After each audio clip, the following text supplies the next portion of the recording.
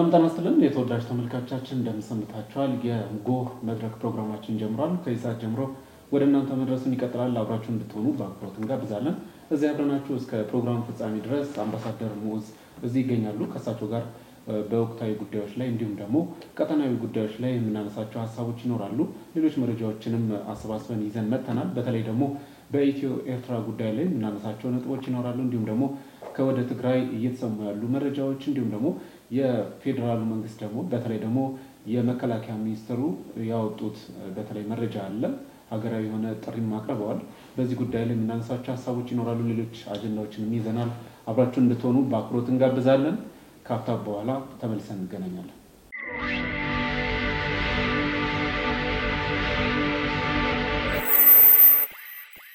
አምባሳደር ሰላም እንኳን ደህና መጡ እንኳን ደህና ቆያ አሸብር እንግዲህ በመግቢያው ለማንሳት የሞከርኳቸው ሐሳቦች አሉ በተለይ ሰሞኑን እንዲሁም ደግሞ ወቅታዊ የሆኑ ጉዳዮች ላይ ብዙ ሀገራዊ የሆኑ ሐሳቦች እየተነሱ ነው ያሉት በተለይ የኢትዮ ኤርትራ ጉዳይ ሰሞንኛ ጉዳይ በተለይ የኤርትራ መንግስት በተለያዩ በተባበሩት መንግስታት ድርጅትም እንዲሁም ደግሞ በኤምባሲው በኩል የተለያዩ መግለጫዎችን ሲያወጡ እያየን ነውና እንደው የኢትዮ ኤርትራ ጉዳይ ምን ይመስላል በተለይ አሁን ላይ ያለው ብዙዎች ደግሞ ጦርነት ይነሳል የጦርነት ስጋትም አለ ብለው የሚያነሱ ሰዎችም አሉና እንደው ምን ታዘቡ ከሰሞኑን በተለይ የኢትዮ ኤርትራ ጉዳይ ወደ ሰላም ይመጣል ብለን ስንጠብቅ ሌላ አቅጣጫ ይዞ መጥቷል በተለይ የወደብ ጉዳይ የወደብ ጥያቄ ብዙ ሐሳቦችን እያስነሳ ነውና እንደው ምን አይነት ሁነቶችን ታዘቡ ከዛን ጀምር አምባሳደር አው ኢትዮ ኤርትራ መሰረቱ ኢትዮጵያ ምንም በኤርትራ ጉዳይ ያወጀችው ጦርነት የለም በምንም አይነት ታወጅም አትችልም ግን ወደቡ የኛ ነው ርስታችን ነው የራሳችን ነው ኤርትራም የኛ ነች አሁንም የኛ ነች የኛ ነበረች ሳይሆን የኛ ነች ወደቦች ደግሞ የኛ ወደቦች ናቸው ባህሩም የኛ ነው ስለዚህ ኢትዮጵያ ደግሞ የግድ ወደብ ያስፈልጋታል ባህር በር ያስፈልጋታል መውጫም መግቢያም ያስፈልጋታል ስለዚህ እስካሁን እኛ ለኤርትራ ብቻ አይደለም ወደብ የጠየቅነው ለኬንያም ለሱዳንም ለሶማሊያንም ጅቡቲም እየተጠቀምን ያለነው ለሁሉም ነው የጠየቅነው ስንጠይቅ ደግሞ በሰላም ነው በተባበሩ መንግስታትም ይገባናል 44 ወደብ የሌላቸው አገሮች አሉ አንዷ ኢትዮጵያ ነች ኢትዮጵያ ደግሞ የግድ ወደብ ያስፈልጋታል ስለዚህ በአለምም ተወስኖላታል በአለም የተባበሩ መንግስታት ወደብ ያስፈልጋታል ተብላ በኃያል መንግስታትም በእነ ፈረንሳይ በእነ አሜሪካን በእነ ጣሊያን በተለያዩ መንግስታት ኢትዮጵያ ወደብ ያስፈልጋታል ስለዚህ እኛኮ በአሁን ሰዓት እንደምታውቀው አሸብር የአሜሪካን ግማሽ ኮን ያለን ህዝብ ነው ያለን ምክንያቱም አሜሪካን 300 ሚሊዮን አላት ኢትዮጵያ ደግሞ 150 ከ200 በላይ ሚሊዮን ያላት ሀገር ነች ስለዚህ የአሜሪካን ህዝብ ግማሽ የያዝን እኛ የግድ ወደብ ያስፈልገናል ምክንያቱም ከኢትዮጵያ የሚወጣው ኤክስፖርት እና ከውጭ የሚመጣው ብዙ ነው የኢትዮጵያ ወጥ ብታይ ወደ በአቃቂ በኩል በተለያየ ቦታ ብታይ የሚገቡ ማሽኖች የሚገቡ እቃዎች የሚገቡ የተለያየ ሀብት ነው የሚገባው የሚወጣው ስለዚህ ለዚህ ደግሞ ኢትዮጵያ የአሜሪካን ህዝብ ግማሽ የሆነው ወደብ ያስፈልገናል ነው ያልነው እንጂ ኤርትራን ወራለን ኤርትራን እንመታለን ያልንበት ቀን የለም እነሱ ኤርትራን የኢትዮጵያ የነበረው ወታደር አውጥተው ወግተው ገለው ነው የወሰዷት ኤርትራን እንጂ ኢትዮጵያ የፈቀደችው አንድ ቀን የለም ወያኔዎች በተወሰነ ጊዜ ፈቅደው ፈርመው ነው የሰጧት ለኤርትራ ስለዚህ በምንም አይነት ወደብ የኛ ነው ያስፈልገናል ግን ውጊያን ዋጋለን ያልንበት ቀን የለም እነሱ ግን በየቀኑ እንትን ያወጣሉ ህግ ማን ነው ያወጃሉ ሰውየው ሽማግሌው ያወጃል አክቲቪስቶች አሉ እብዶች የሆነ ጥሩምባ ነፊዎች እነሱም ይላሉ የማይሉት ነገር የለም ኢትዮጵያ ግን ወደብ ያስፈልገናል ነገር ግን እንዋጋለን ያልነው ጊዜ የለም በአለም ላይም ተወስኖልናል ነው ያው ኤርትራውያን በተለይ ከሰሞኑን ብዙ እየተናገረ ያሉት በዚህ በወደቡ ጉዳይ ላይ ምንም አይነት ድርድር ከዚህ በኋላም ወደፊትም አይኖርም የሚል በተለይ ደግሞ በአምባሳደሮቻቸው አማካኝነት እያሰሙ ይገኛሉና እንደው ኢትዮጵያስ ምን አይነት እርምጃዎች ልትወስድ ትችላለች? በተለይ ደግሞ ጠቅላይ ሚኒስትሩ ወደ ስልጣን ከመጡ ከመጀመሪያው ጊዜ ጀምሮ ኦልሞስት ለ5 ዓመታት ያክል ይህን ጥያቄ የንድራድር ጥያቄ ሲያቀርቡ እንደነበረም ሲነገር ይሰማልና እንደው ከዚህ አንፃርስ ምን እንጠብቅ አምባሳደር? አዎ ጠቅላይ ሚኒስትራችን እንደመጡ ወዲያው እንደመጡ ያማቸው ስለነበረ ድሮ ያማቸው ነበረ ወደብ የሌለን መሆናችንም ያማቸው እንደነበረ እናውቃለን። ከዛ በኋላም 2010 ዓመተ ምህረት በኢትዮጵያ አቆጣጠር ወደ ስልጣን እንደመጡ ባህር ኃይል ነው ያቋቋሙት። ባህር ኃይል ደግሞ የግድ ያስፈልገን ነበረ። ከ3000 በላይ ባህር ኃይል ነበረን። ከ200 በላይ መርከቦች ነበሩን። እነዚህ አጥፍተው ነው ባህራችንም የያዙትና ወያኔና ሻዕቢያ ተሻርከው ነው ወደብ የሌለን ያስቀሩን። ከዛ በኋላ ደግሞ ቀጥታ ክቡር ጠቅላይ ሚኒስትራችን ዶክተር አብይ አህመድ እንደመጡ ወዲያው ነው ወደብ ያስፈልገናል ያሉትና አሁን ደግሞ ጥሩ ደረጃ የደረስንበት ሁኔታዎች ነው ያሉት። ለምሳሌው ከዛ በፊት አቶ መለስ ዜናው ነበሩ፣ አቶ ኃይለ ማርያም ነበሩ። ስለ ወደብ ያነሱት ነገር አልነበረም። እኛ ግን በየስብሰባው ስናነሳ ተገደልክ ዛሬ ሞትክ እየተባለ ነበር። ስለ ወደብ መናገር የጀመርነው ክቡር ጠቅላይ ሚኒስትራችን ዶክተር አብይ አህመድ ከመጡ በኋላ ነውና እኛ ወደብ እናገኛለን። በዚህ 2018 ዓመተ ምህረት ወደብ የኛ ነው፣ ድሮም የኛ ነው፣ ርስታችን ነው። የነሱ በውጭ ጉዳያቸው በመናቸው በወረኞቻቸው የሚናገሩት ነገር በየቀኑ ነው። ሽማግሌውም ቅርብ ጊዜ ተናግሮ ነበር ስለ ኢትዮጵያ አንዳንድ ነገሮችና በዚህ ላይ እኛ በምንም አይነት ወደብ የኛ ነው፣ ኤርትራ የኛ ነች፣ የኛ የራሳችን ነች። ነበረች ሳይሆን የራሳችን ነች፣ አሁንም የራሳችን ነች። እንትን ነው አሁን እኔ የሚያመኝ እዚህ ያሉ የኤርትራ ተወላጆች አዲስ አበባ ያሉ ኢትዮጵያ ውስጥ ያሉ ተወላጆች ስደት መጥተው ወደብ ለምን ይጠየቃል ብለው የሚናገሩ አሉ። ያ ደግሞ አይሆንም። የኛ ወደብ የኛ ነው እንጂ ማንንም አይደለም። ስለዚህ እኛ ደግሞ በቅርብ ጊዜ በክቡር ጠቅላይ ሚኒስትራችን ዶክተር አብይ አህመድ መሰረት በኢትዮጵያ መሪዎች መሰረት በመከላከያችን ኃይል መሰረት ይሄ ወደብ ይመለሳል። በውድም በግድም በዓለም ላይ ድርድር አንቀርብም የምትለው በግዴታዋ ትቀርባለች። ኤርትራ ተገደው ይቀርባሉ። ተገደው ነው የሚቀርቡት እንጂ ወደው አይደለም። ስለዚህ ወደብ በህግም በሌላም እንዳትጠይቁ የሚል ብዙ ጊዜ መግለጫ ይሰጣሉና ይሄ ያበዱ ሰዎች ስለሆነ የእብድ አነጋገር ነው እንጂ ወደብ የኛ ነው፣ እንዲያውም ኤርትራም የኛ ነች።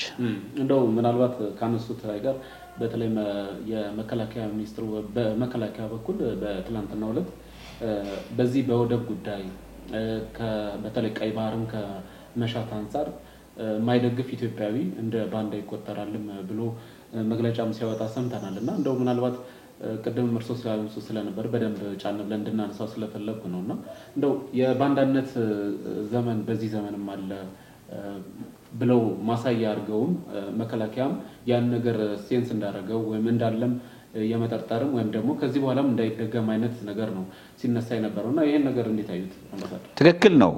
ባንዳነት አሁን አይደለም የተጀመረው። ጣሊያን ኢትዮጵያ ሲወጋ በአድዋ በግማሽ በ6 ሰዓት እንደመሰሰው ባንዳዎች ነበሩ። ባንዳዎች ምንድናቸው? አንደኛ ኤርትራና አድዋ አካባቢ የተወለዱ ናቸው። እነዚህ ባንዳዎች በአያቶቻቸው የጣሊያን ዘር የሆኑ ለምሳሌው በኢትዮጵያ እኮ ስም አለ። አንተ አሸብርነ፣ እሱ አብርሃም ነው፣ እኔ ምዑዝ ነኝ። ኢትዮጵያው ስም ነው ይሄ። በእነሱ ግን ስታሊን የሚባል ኢትዮጵያዊ የለም። መንጀሪኖ የሚባል ኢትዮጵያዊ የለም። የጣሊያን ስም ነው። ስለዚህ የጣሊያን ድቃላዎች ናቸው እነዚህ። በዛን ጊዜም ለጣሊያን ኢትዮጵያ ሲመጣ ሲወጋን ሲወረን ሁለት ጊዜ በማጨውና በአድዋ ሲወረን እንቁላልና ጥይት እንጀራ የሚያቀብሉ የነበሩ የልጅ ልጆች ናቸው አሁን ያሉት። በኤልትራም ያሉት በትግራይም ያሉት። በትግራይ ህዝብ ማለት አይደለም፣ የኤልትራ ህዝብ ማለት አይደለም። ግን እሱም ይመሩ ያሉ ሰዎች የጣሊያን የልጅ ልጅ ባንዳዎች ናቸው። የሚሰልሉ ነበር እኮ ወደኛ ጦር መጥተው የሚሰልሉ ኤልትራውያን ነበሩ። ኢትዮጵያውያን ማለት ከአንድ ወረዳ እዛ ትግራይ ያለች ወረዳ ነበሩ፣ አሁንም አሉ። ስለዚህ ትክክል ነው። መከላከያ ሚኒስቴር ትላንትና ያወጣው ሰምቻለሁኝ።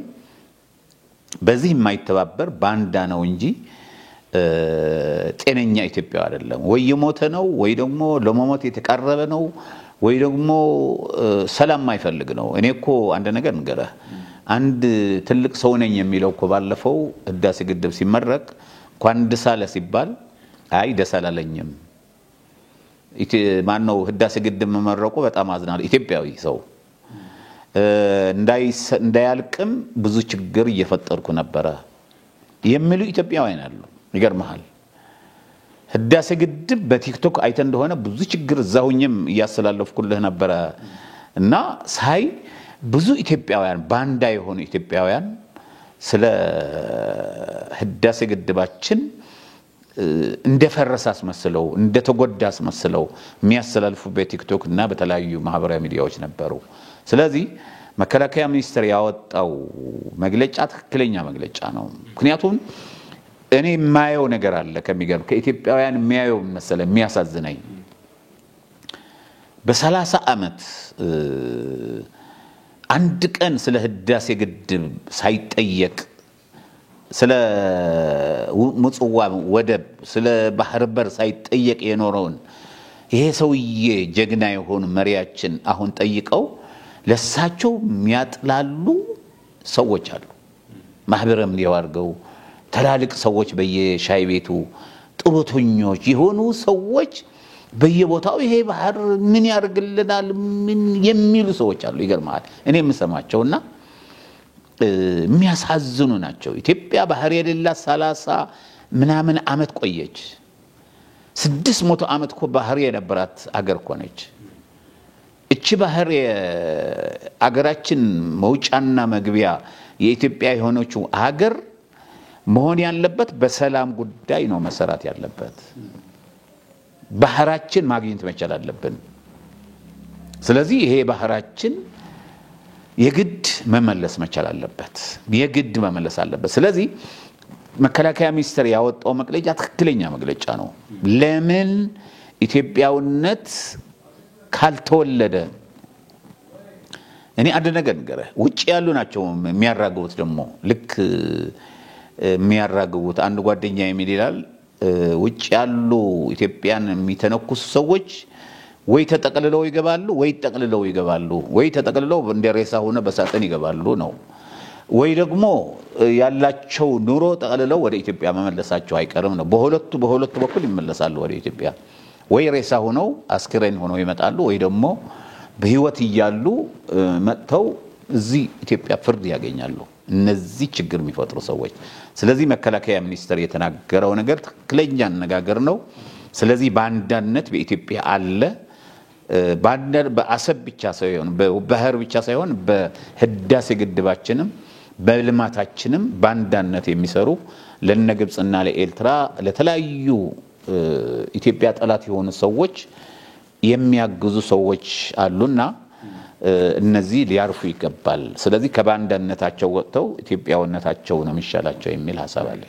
መልካም አምባሳደር፣ ያው በተለይ በዚህ በወደብ ጉዳይ በቀይ ባህር ጉዳይ ሰፋ ያለ ጊዜ ይኖራናል ብዬ ተስፋ አደርጋለሁ። በሰፊ ብዙ ምናነሳቸው ሐሳቦች ይኖራሉ። በቀጣይ ምናልባት ይዘን መጣን። ምናልባት በዛሬ ካስኳቸው ሌላኛው ርዕሰ ጉዳይ በተለይ ከወደ ትግራይ የምንሰማቸው አንዳንድ መረጃዎች እንዲሁም የህዝቡ ስጋት ጦርነት ሊነሳ ይችላል እንዲሁም ደግሞ በተለያየ ቦታ ላይ የተለያዩ ጀነራሎች በተለይ የህወሓት ጀነራሎች ተከፋፍለው እርስ በርስም የመጋጨት ነገር እናያለን። በተለይ በአጎራባች በተለይ የፕሪቶሪያው ስምምነት ጋር በተያያዘ በራያ እንዲሁም ደግሞ በወልቃይት አካባቢ እንደዚህ ግጭቶችን እናያለን እና ከዚህ ጋር በተያያዘ እንደው ከትግራይ ያሉ የምንሰማቸው አዳዲስ ነገሮችም አሉ። እንደው ትግራይ ላይ ያለውስ ጉዳይ ምን ይመስላል? መንግስትስ እንዴት ይዞታል? የፕሪቶሪያው ስምምነት እንግዲህ ህወሓት ፈርሷል እያለ ነው በተለይ በአንዳንድ ጀነራሎቹ በኩል ይህን ጉዳይ እንዴት ይመለከታል አምባሳደር? አንደኛ የፕሪቶሪያ ስምምነት አልፈረሰም። ማን ነው ያፈረሰው? አንድ ባህላዊ ጀነራል ስለተናገረ አይፈርስም። ምክንያቱም በዓለም የተያዘ ነገር አሜሪካን ያለችበት ፈረንሳይ ያለችበት እና አውሮፓዎች አረቦች ሌሎችም ያሉበት የተፈረመ ፌርማ ነው። ይሄን ደግሞ ማንንም ሰው በግሉ የሚያፈርሰው አይችልም። ሊያፈርሰው የማይችለው ምንድነው? የተፈረመ ነገር ነው። ሰላም እንዲመጣ ተፈርሟል። እነሱ ትጥቃቸው እንዲፈቱ ተፈርሟል። ያላቸው መሳሪያ ከትንሽ እስከ ትልቅ እንዲያስረክቡ ተፈርሟል። እነሱ ሰላም እንዲሰጡ ከውጭ ሀገርም እንዳይገናኙ ኢትዮጵያ ያልፈቀደችበት ቦታ እንዳይገናኙ ተወስነዋል። ያ ተፈርሟል። እነሱ ፈርመዋል። ግጥም አድርገው ፈርመዋል። እኛም የፈረምነው እንደ ኢትዮጵያ የፈረምነው አለ። መሰረተ ልማቶች እንዲመለሱ፣ የፈረሱ ድልድዮች እንዲጠገኑ፣ የፈረሱ የተበላሹ መብራቶች እንዲጠገኑ፣ ቴሌዎች እንዲገቡ፣ ባንኮች እንዲከፈቱ የሚል ነበረ። እሱ በሙሉ አማልቶናል ኢትዮጵያውያን። የኢትዮጵያ ፌደራል መንግስት አማልተዋል። እነሱ ግን አንደኛ ትጥቃቸው አልፈቱም፣ ሁለተኛ ከውጪ አገር ከኤልትራ ትንሿ የሆነች ጫጩት የሆነች ኤልትራ እየተገናኙ ነው ያሉት ማንንም ኢትዮጵያ ሳይፈቅድላቸው እና እነሱ ብዙ ወንጀል ሰርተዋል። ከዚህ በፊትም ኢትዮጵያ መከላከያ ሰራዊታችን በተለይ ሰሜን እዝን አድብተው አጥቅተውታል። ሌሊት በ45 ደቂቃ መብረቅ የሚለው እነሱ የቀዱት አለ ያስተላልፉት አለ። ወንጀል ሰርተዋል። ሁለተኛው ከውጭ ሀገር እንዳልኩ ከኤልትራዋ ከጫጩት የምታህለዋ እየተገናኙ ነው ያሉት ኢትዮጵያ መንግስት ሳይፈቅድ ህዝቡን ሳይፈቅድ። ሌላው መሳሪያ የሚባል አላስረከቡም። እንዲያውም ጉድጓድ የቀበሩትን ጉድጓድ የነበረው እያወጡ ዘራፍ እያሉ ነው ያሉት። እነዚህ ጀነራል የሚባሉ አይደሉም። እነዚህ አንደኛ ኢትዮጵያ ወቅተው የመጡ በ1983 ዓመተ ምህረት ነው። እነዚህ ሰዎች ከዛ በኋላ ኢትዮጵያን ህዝብ አፍነው ኢትዮጵያን ህዝብ አዋርደው ጀነራል ሰባራሳቸው የተሰጣጡበት ነው። ህጋው ጀነራልነትም አይደለም የተሰጣጡበት ነበረ።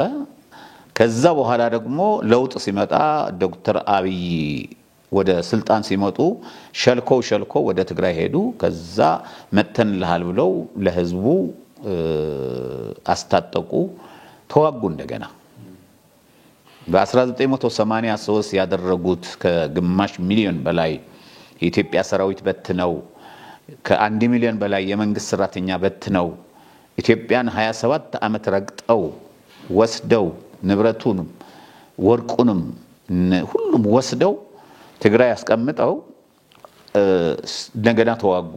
የተዋጉት ከተዋጉ በኋላ ደግሞ አሁን ሰላም ተፈጥሯል ተብሎ ሰላም አልተፈጠረም። ሰላም ያልተፈጠረው ምክንያት ይሄንን ነው። ስለዚህ እነዚህ አንደኛ ትጥቅ መፍታት አለባቸው። ትጥቅ በአንድ ወር 2 ወር ይፈታል ተብሎ የነበረው ለምንድን ነው እስከዛሬ የቆየው የሚል ጥያቄ ያለኝ እኔ። ሁለተኛ ወደ ዲጂአር እንዲገቡ ፈተው ወደ ተለያየ ቦታ እንዲገቡ ወደ ስራም ወደ ስልጠናም ወደ ሌላም ቦታ እንዲገቡ እንዲደረግ ነው የፈረሙት። አልተገበሩትም እነሱ ናቸው። ሁለተኛ በሶስተኛ ደረጃ ተፈናቃይ እንዳይመለስ ነው ያደረጉት። ተፈናቃይ የሚመለስ ከሆነ ከነጠመንጃው ነው መመለስ ያለበት። ጠመንጃ የያዘ ፖለቲከኛ ነው መመለስ ያለበት እንጂ ብቻው የሚመለስ ተፈናቃይ ያለው ብለው ከልክለውታል ለምሳሌ በራያ የተመለሰው በሰላም ነው በጸለምት አካባቢ የተመለሰው በሰላም ነው በሽራ አካባቢ ምዕራብ አካባቢ ይባለው ያለው በሁመራ አይመለስም እኛ ካልፈቀደን አይመለስም ብለው ችግር እየፈጠሩ ያሉ እነሱ ናቸው ስለዚህ ከፈረሙት አንዱም አልተገበሩም ስላልተገበሩ ደግሞ ተፈናቃይም ሌላም ጠመንጃም አልተፈታም ምንም አልተደረገም ከውጭም እየተገናኙ ነው ያሉት ስለዚህ ኢትዮጵያ የማትፈልገው ነገር እያደረጉ ያሉ እንደመሆናቸው መጠን ያፈረሱት እነሱ ናቸው እንጂ ኢትዮጵያ ህዝብ መንግስት አላፈረሰም ስለዚህ አልፈረሰም አለ ነው ስለዚህ እነሱ ተቀጥቅጠው ወይ ደግሞ ተወቅጠው